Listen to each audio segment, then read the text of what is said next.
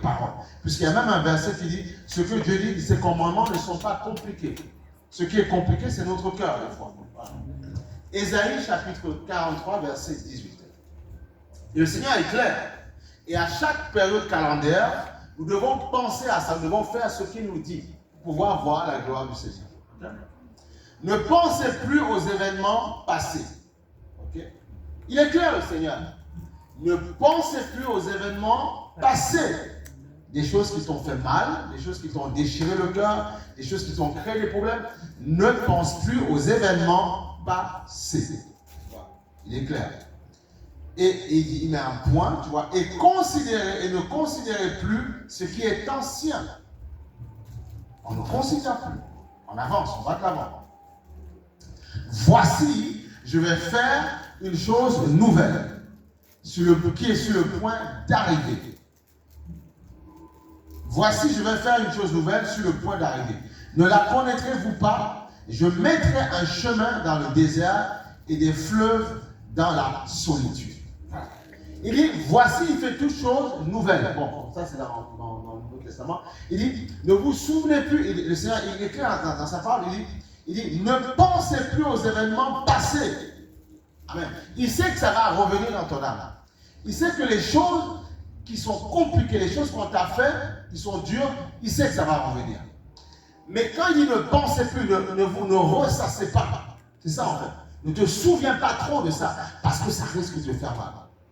On est d'accord que parfois, quand tu as quelque chose à dire par rapport à ce que tu as vécu, c'est vrai. Tu as vécu des choses difficiles. Parfois, effectivement, on t'écoute, on te fait comprendre.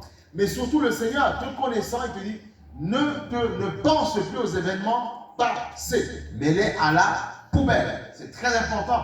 En fait, ça permet de resetter même dans l'ordinateur. Parfois, quand on voit que c'est compliqué, parfois on était en reboot, ce qu'on appelle en reboot, pour qu'il se réinitialise. Donc c'est la même chose. Ne pense plus aux événements passés, réinitialise ton système de pensée afin de te donner la chance de pouvoir réussir en 2025. Parce que je vous assure, Dieu a de belles choses admirables à faire. Mais certains d'entre nous, nous verrons pas ces choses en fonction de ce que nous mettons dans notre tête. Donc le passé, oublie-le, fais l'effort de mettre à la poubelle des choses qui t'ont fait mal. Par contre, Dieu te dira, souviens-toi des choses, des miracles qu'il a fait. Appuie-toi. C'est pour ça qu'on a fait un récap du 31, pour nous souvenir de ce qu'il a fait. Je vous ai dit de manière prophétique, pour ceux qui étaient là vendredi soir, que le 31, c'était un point de contact que Dieu a permis. Amen, le 31, un point de contact. Pourquoi il a permis ça? Et toute l'église était là. Tout le monde était rassemblé, était venu ce jour-là. Alors, parce que Dieu avait quelque chose de spécial à déposer dans la vie de chacun d'entre nous. C'est pour ça qu'il a permis que tout le monde soit là. Parce qu'il avait quelque chose de spécial. Donc, partez de ce point de contact. Quand tu te sens affligé, dis-toi, Seigneur, le 31, on a passé une super soirée. On a bien fini. On a ouvert les portes 2027. Forcément, ce sera merveilleux. Ce sera forcément impeccable et merveilleux. Ce sera merveilleux. Donc ne pense pas aux événements passés, oublie-les, mets-les à la poubelle. Ne considère plus ce qui est ancien. Regarde ce qui est nouveau. Parce que je veux réécrire une nouvelle histoire dans ta vie. Alléluia. Dans ta vie. Dans ta vie. Il dit voici, parce que regarde, pourquoi il dit de ne plus penser? Parce qu'il dit voici, pourquoi? Je vais faire une chose nouvelle. Mais si tu continues à repenser, à te ressasser des choses anciennes, tu risques de ne pas voir ce que Dieu veut réécrire en 2027. C'est clair pour tout le monde. Tu vois, c'est ça, c'est important. Okay? Il te dit, ne pense plus. Ça va, tout le monde est sur la page? Ne pense plus.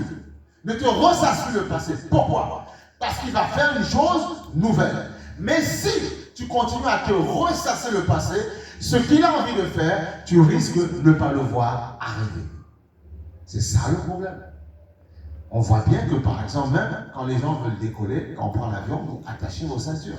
Il y a un système de précautions qu'on prend pour arriver à bon port. Sinon, au décollage ou à l'atterrissage, on peut cogner sa tête devant le fauteuil qui est devant. Et ça peut être compliqué.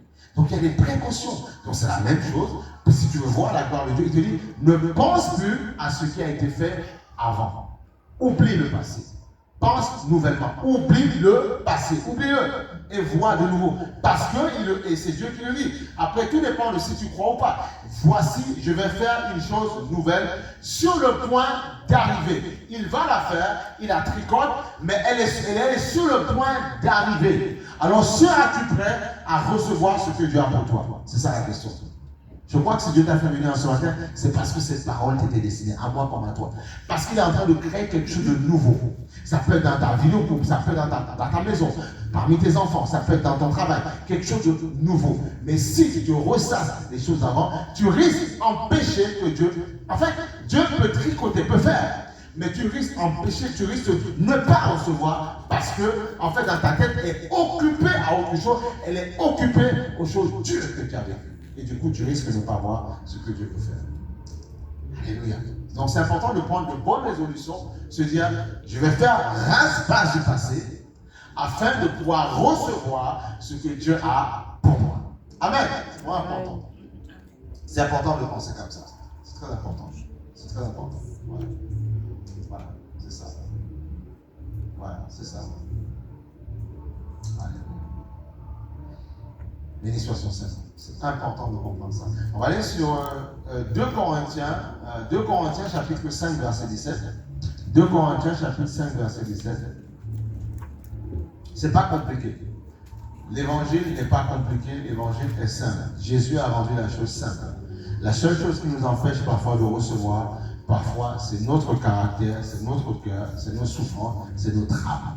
Comme on a vu plusieurs fois que le caractère se trouve dans l'âme. Voilà. Les émotions se trouvent dans l'âme. Ton éducation. 2 Corinthiens chapitre 5 verset 17. C'est ce que tu as vécu. C'est ça qui fait mal. Alléluia. 2 Corinthiens chapitre 5 verset 17. Alléluia. Le Seigneur dit ceci. Si quelqu'un est en Christ, si tu es en Christ, il est une nouvelle créature. C'est très important. Beaucoup disent, oui, j'ai lu ce passage, pasteur, oui, je connais. Mais est-ce que tu as foi en ça? Tu dois avoir foi dans les Écritures. Si quelqu'un est en Christ, il est une nouvelle créature. Ça veut dire que tout ce que... Et même si je l'ai vu, je l'ai entendu le jour de ma conversion, cette chose doit être valable dans ma nouvelle année calendaire. Si quelqu'un est en Christ, ce n'est pas, je connais ce passage, pasteur, mais qu'est-ce que tu en fais? Est-ce que tu le chéris dans ton cœur? C'est ça toute la différence. Parce que oui, nous tous on l'entend, et moi le premier. Et même c'est un passage qui m'a touché le jour de ma conversion. Mais qu'est-ce que j'en fais année après année? Si quelqu'un est en Christ, voilà, le Seigneur est clair. Ce n'est pas uniquement pour les nouveaux convertis, c'est pas vrai. Même pour les anciens aussi. Si quelqu'un est en Christ, il est une nouvelle créature. Voilà. Les choses anciennes sont passées. Voici, toutes choses sont devenues nouvelles. Pour 2024, tout est nouveau. Mais souvent, comment? 2025. Quoi? 2 Corinthiens. On a dit 2024. Excusez-moi, merci. Merci, voilà. Oui, c'est ça, merci. Merci. Donc, c'est bien, c'est là que vous suivez, c'est bien. Donc, il dit, si quelqu'un est en Christ, il est une nouvelle créature. Les choses anciennes sont passées. Voici, toutes choses sont devenues nouvelles.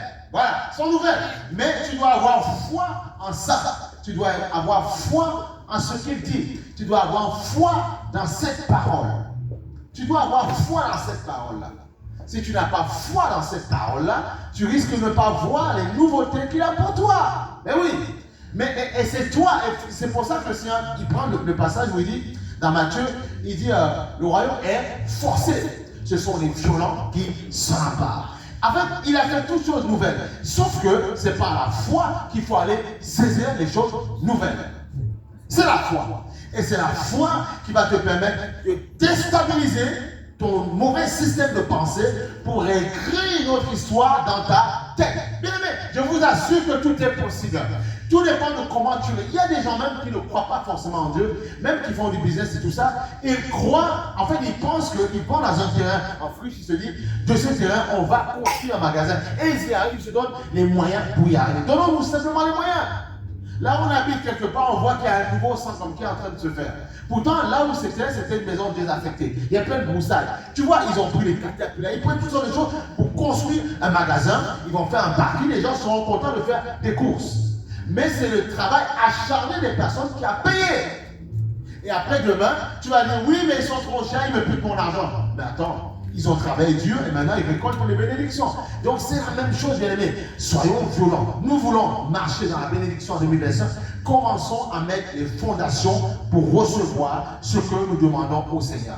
Première chose, ne pas se souvenir, laisser le passé à sa poubelle. On verra que ce sont des pensées, des choses qui nous ont fait mal. Parce que Dieu demande de se souvenir des belles choses aussi. Voilà. Donc on voit que ce n'est pas une contradiction. Sauf que comme Dieu est un Dieu positif, un Dieu d'excellence, il voudra toujours que tu te souviens des bonnes choses. 2024, s'il y a des bonnes choses, appuie-toi dessus. Mais toutes les choses négatives, mets-les à la poubelle. À la poubelle. Même nous, dans la vie de tous les jours, il existe des poubelles. Les choses qu'on ne mange pas, on les met à la poubelle, à la déchetterie. Donc parfois, les choses qui t'ont fait mal, c'est de la déchetterie. Ce sont des mauvaises pensées souillées, impures. Ne les garde pas au fond de ta tête. Mets-les à la poubelle. In the trash. À la poubelle.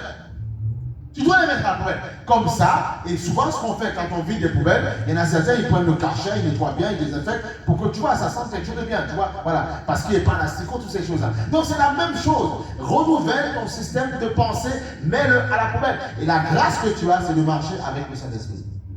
Le Saint-Esprit fera ce travail-là. Bien aimé, si vous voulez recevoir, je vous assure, moi c'est ce que j'ai décidé de faire. Je ne veux pas me souvenir de ce qui s'est passé avant, je mets tout à la poubelle. Et je m'appuie sur ce que Dieu dit pour pouvoir réussir ma vie. Et plus tôt nous allons exposer nos enfants à ça, plus tôt ils vont réussir, nos enfants. Ils marcheront de gloire en gloire, de victoire en victoire, de puissance en puissance. Plus tôt tu élèves ton enfant dedans, plus c'est quelqu'un, une femme ou un enfant, une fille qui va réussir sa vie parce qu'elle a entendu que mon Dieu est puissant. Et quand quelqu'un lui dira, oui mais Dieu, tu diras, mais de quoi tu parles? Dieu est puissant. J'aime Jésus. Je réussirai. Alléluia. Je vais réussir parce que mon Dieu dit que je réussirai. Je réussirai. Donc tu vois, toutes choses sont devenues nouvelles. Si quelqu'un est en Christ, il est une nouvelle créature. Les choses anciennes sont passées. Voici, toutes choses sont devenues nouvelles. C'est ce que tu vas te dire. Elles sont nouvelles. Elles sont nouvelles. Il dit plus loin, et tout cela vient de Dieu qui nous a réconciliés avec lui par Christ et qui nous a donné le ministère de la réconciliation. Toutes choses sont nouvelles. Mais tu dois croire. Parfois on dit oui, mais on sait, pasteur, mais c'est compliqué. Mais si tu sais, ajoute la foi. Et on a vu, même mardi soir, que la foi est un don éprouvé. Un don que Dieu nous a donné. Un don dont on peut se servir pour abattre les forteresses. Démonter justement les autorités diaboliques avec la foi. La foi est une arme terrible parce que la foi te permet de t'appuyer sur les promesses évidentes, efficaces de Dieu. La foi. Parce que ce que Dieu dit, il accomplit. La Bible dit, son bras n'est pas court pour accomplir. Mais c'est ta foi, ta confiance. La foi, c'est quoi? C'est la ferme assurance. Autrement dit encore, la confiance en la parole de Dieu. C'est ça la foi. Parce que la foi en quoi? Il y a des gens qui ont la foi dans leur entreprise. Ils ont la foi dans ce qu'ils entreprennent, la foi dans la business, la foi dans... Parfois, il y a un qui ont la foi dans le mari, dans la femme. La foi, c'est quoi? C'est faire confiance à quelqu'un. C'est ça la foi. Donc la foi, tu dois faire confiance aux Écritures. Alléluia. Dieu a dit, vous serez les premiers dans les derniers. Tu dois croire qu'en 2025, tu seras premier, non dernier. Tu dois croire que ta promotion arrivera. Pourquoi? Parce que tu me as les bouchées doubles, parce que tu vas travailler, parce que tu vas faire ce qu'il y aura à faire, parce que tu vas faire correctement ton travail. Et tôt ou tard, on va te récompenser, même si tu n'es pas le meilleur, même si tu n'as pas le meilleur diplôme, juste parce que tu seras quelqu'un de sérieux, de loyal, Dieu va t'élever.